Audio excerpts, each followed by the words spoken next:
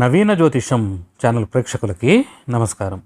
ఈరోజు మన వీడియోలో శ్రీ క్రోధినామ సంవత్సర ఉగాది పంచాంగాన్ని తెలుసుకుంటూ ఉన్నాం. ఇది 9వ తారీఖు ఏప్రిల్ నెల 2024 సంవత్సరం నుంచి మొదలయ్యి 29వ తారీఖు మార్చి 2025తో అంతమవుతుంది. 30వ తారీఖు మార్చి 2025న విశ్వావసునామ సంవత్సరం అనేది ప్రారంభమవుతుంది.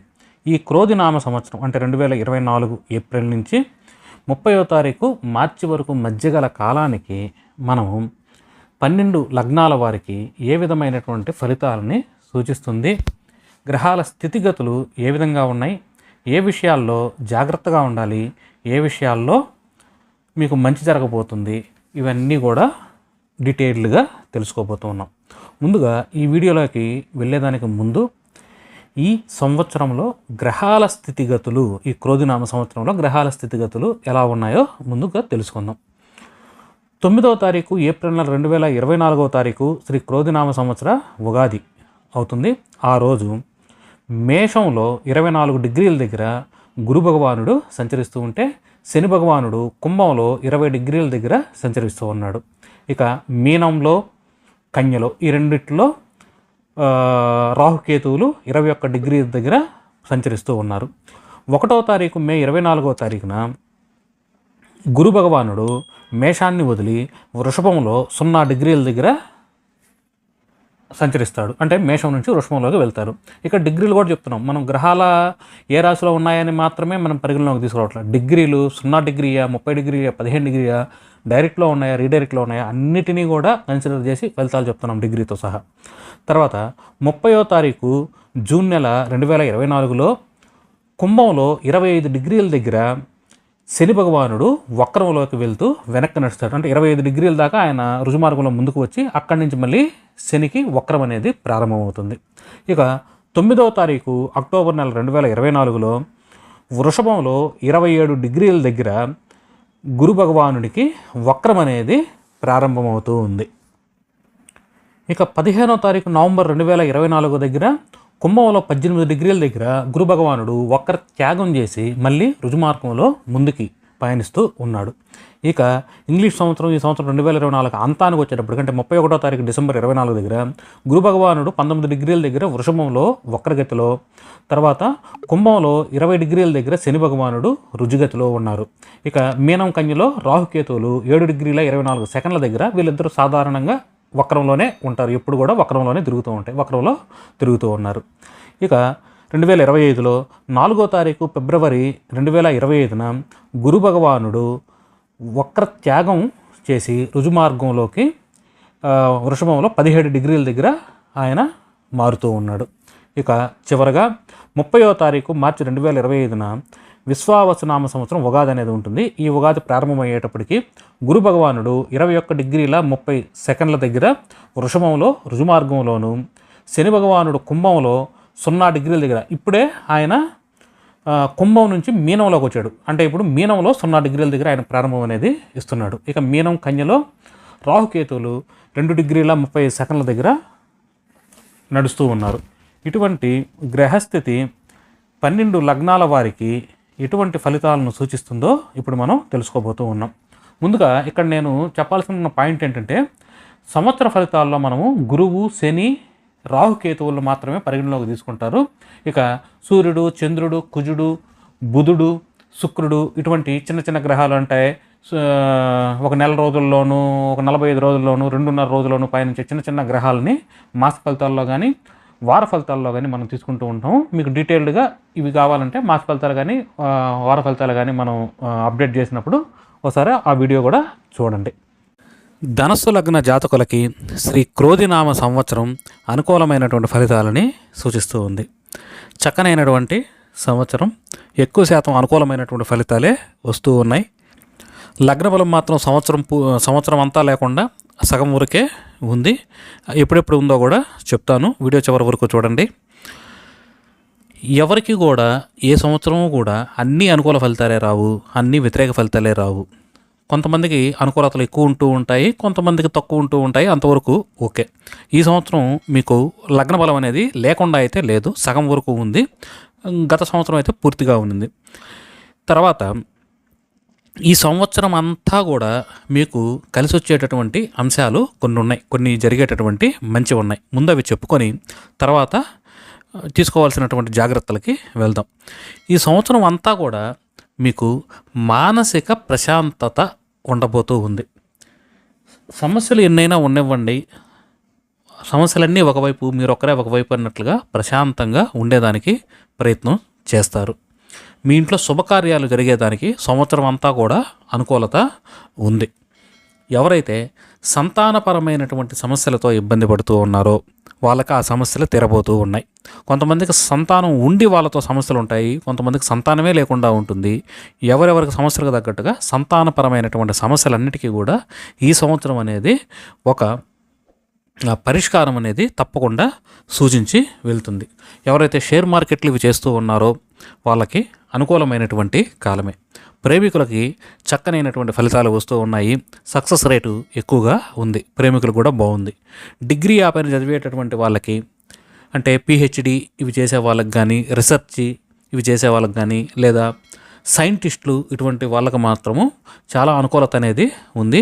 కొత్త ఆవిష్కరణలు చేస్తారు, కొత్త విషయాలు తెలుసుకుంటారు, కొత్త బుక్స్ రాస్తారు, కొత్త ఆవిష్కరణలు, మీ యొక్క రీసెర్చ్ అనేది సక్సెస్ అనేది అవుతుంది.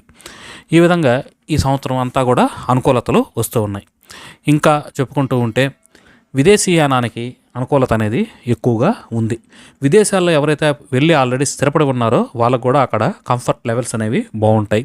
ప్రశాంతంగా నిద్రపోతారు, నిద్ర స్థానం అనేది బాగుంది.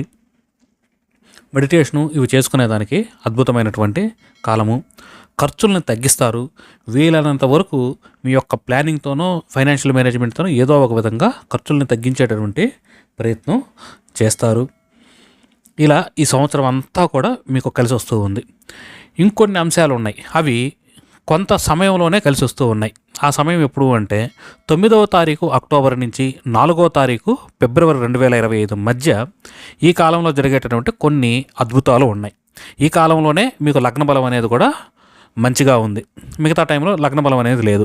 మళ్ళీ డేట్ చెప్తున్నాను, 9వ తారీఖు అక్టోబర్ 2024 నుంచి 4వ తారీఖు ఫిబ్రవరి 2025 మధ్య లగ్న బలం అనేది పుష్కలంగా ఉంది.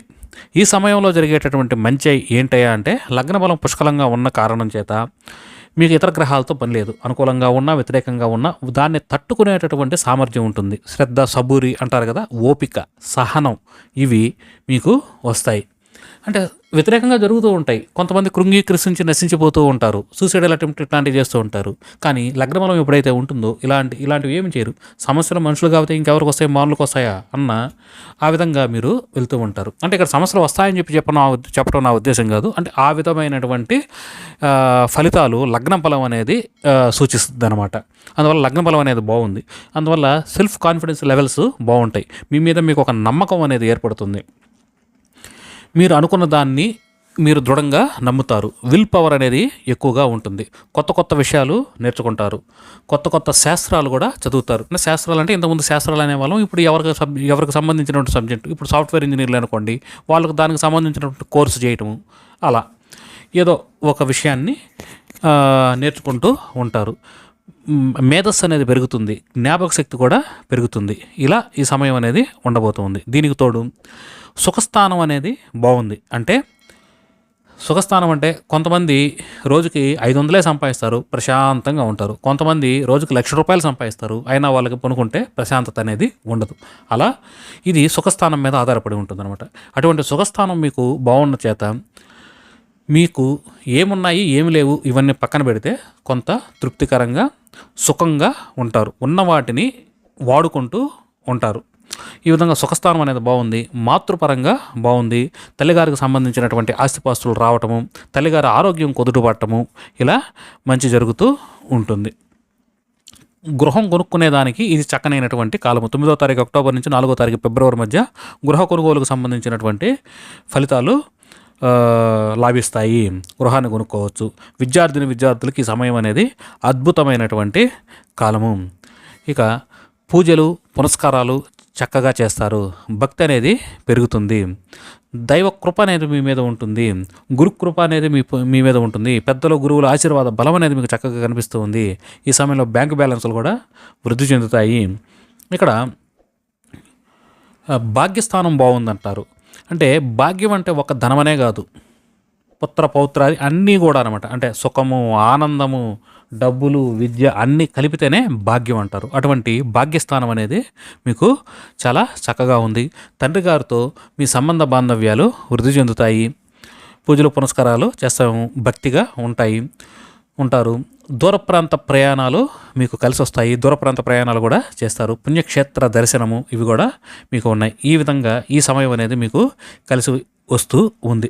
ఇప్పుడు దాకా అన్ని అనుకూల ఫలితాలు చెప్పుకున్నాం. ఇక ఏ విషయాల్లో జాగ్రత్తలు తీసుకోవాలంటే 30వ తారీఖు జూన్ నుంచి 15వ తారీఖు నవంబర్ మధ్య, అంటే సుమారుగా 4.5 నెల, ఈ సమయంలో మీకు ధనపరమైనటువంటి సమస్యలు, కుటుంబ వాతావరణం సరిగా లేకపోవటము, ధైర్యం అనేది తక్కువగా ఉండటము, దేంట్లో చేయబట్టినా కూడా మళ్ళీ మీ మేడకే చుట్టుకోవటం, అంటే ఎక్కడన్నా చర్చా కార్యక్రమాల్లో పాల్గొన్నా, సెటిల్మెంట్లు ఇటువంటి వాటిలో పాల్గొన్నా మళ్ళీ మీకే సమస్యలు అనేవి వస్తూ ఉంటాయి. అగ్రిమెంట్ల మీద సంతకం పెట్టేటప్పుడు కానీ, అగ్రిమెంట్లు రాసుకునేటప్పుడు కానీ, షూరిటీలు సంతకాలు పెట్టేటప్పుడు కానీ ఇటువంటివన్నిటికి కూడా ఈ సమయం అనేది అంత అనుకూలంగా లేదు. సోదరీమణులతో కూడా కొన్ని విభేదాలు వచ్చేదానికి అవకాశం ఉంది. అందువల్ల 30వ తారీఖు జూన్ నుంచి 15వ తారీఖు నవంబర్ మధ్య ధనపరమైనటువంటి విషయాలు, కుటుంబపరమైనటువంటి విషయాలు, అగ్రిమెంట్లు, సోదరీమణులతో ఇటువంటి వాటితో కొంత జాగ్రత్తగా ఉండండి. ఇక ఈ 4.5 సమయం కాకుండా మిగతా 7.5 నెల ఉంది కదా, మిగతా సంవత్సరం, ఆ సమయంలో ఏ విషయాల్లో జాగ్రత్తగా ఉండాలి అంటే, ఆ సమయంలో రుణ రోగ స్థానం అనేది దెబ్బతినింది. అంటే ఆరోగ్యపరమైనటువంటి సమస్యలు మిమ్మల్ని ఇబ్బంది పెట్టేదానికి అవకాశాలు ఉన్నాయి. కోర్టు కేసులు మిమ్మల్ని ఇబ్బంది పెట్టేదానికి కూడా అవకాశాలు ఉన్నాయి. శత్రువులు విజృంభిస్తారు. అందువల్ల శత్రుత్వం పెంచుకోకుండా, కోర్టు కేసుల దాకా వెళ్లకుండా కొన్ని జాగ్రత్తలు తీసుకొని ముందుగానే మీరు అవన్నీ ఫినిష్ చేసుకొని ఆరోగ్యపరంగా జాగ్రత్తలు తీసుకుంటూ మీరు ఉండటం అనేది చెప్పదగినటువంటి సూచన. వ్యాపారస్తులకు కూడా అంత అనుకూలమైనటువంటి ఫలితాలు ఇవ్వటం లేదు. వ్యాపారస్తులు కొంచెం జాగ్రత్తగా అలర్ట్గా ఉండాలి. భార్యాభర్తల మధ్య సమస్యలు రాకుండా చూసుకోండి. అది జీవిత భాగస్వామి కానీ, వ్యాపార భాగస్వామి కానీ ఇటువంటి సమస్యలు రాకుండా చూసుకోండి. తర్వాత ఉద్యోగ స్థానంలో ఈ సమయంలో సమస్యలు అనేవి ఉన్నాయి. ఉద్యోగపరంగా కొన్ని ఇబ్బందులు, ఇక్కట్లు అనేది సూచిస్తూ ఉంది. నిరుద్యోగులకి ఆశాజనకరమైనటువంటి ఫలితాలు అయితే రావటం లేదు. చివరగా లాభస్థానం చెడింది ఈ సమయంలో. అందువల్ల లాభాలు తక్కువగా వస్తాయి. మీరు ఊహించినంత లాభాలు రావు. మీ ఊహించిన దానికంటే తక్కువగానే వస్తాయి. స్నేహితులు, బంధువులు ఎంతవరకు అంటే అంతవరకే, వాళ్ళ లిమిట్ దాటి రారు. వాళ్ళ మీద మీరు ఎక్కువ ఆశలు అనేవి పెట్టుకోకండి. ఈ విషయాల్లో జాగ్రత్తలు తీసుకుంటూ ఉంటే మంచిది. అస్ట్రాలజీ పరంగా చెప్పుకుంటే ఈ 7.5 నెల మాత్రం మీరు బుధునికి, శుక్రునికి రెమెడీస్ అనేవి చేసుకుంటూ ఉండండి. ముందు చెప్పినటువంటి 4.5 నెలలో మాత్రం శని భగవానునికి రెమెడీస్ చేసుకుంటూ ఉంటే ఈ సమస్యలకి అస్ట్రాలజీ పరంగా మీకు కొంత శాంతి అనేది జరుగుతుంది. మీకు కనుక మన వీడియో నచ్చినట్లయితే దయచేసి మన ఛానల్ని లైక్ చేయండి, షేర్ చేయండి, సబ్స్క్రైబ్ చేసుకోండి. ఛానల్ యొక్క అభివృద్ధికి సహకరించండి.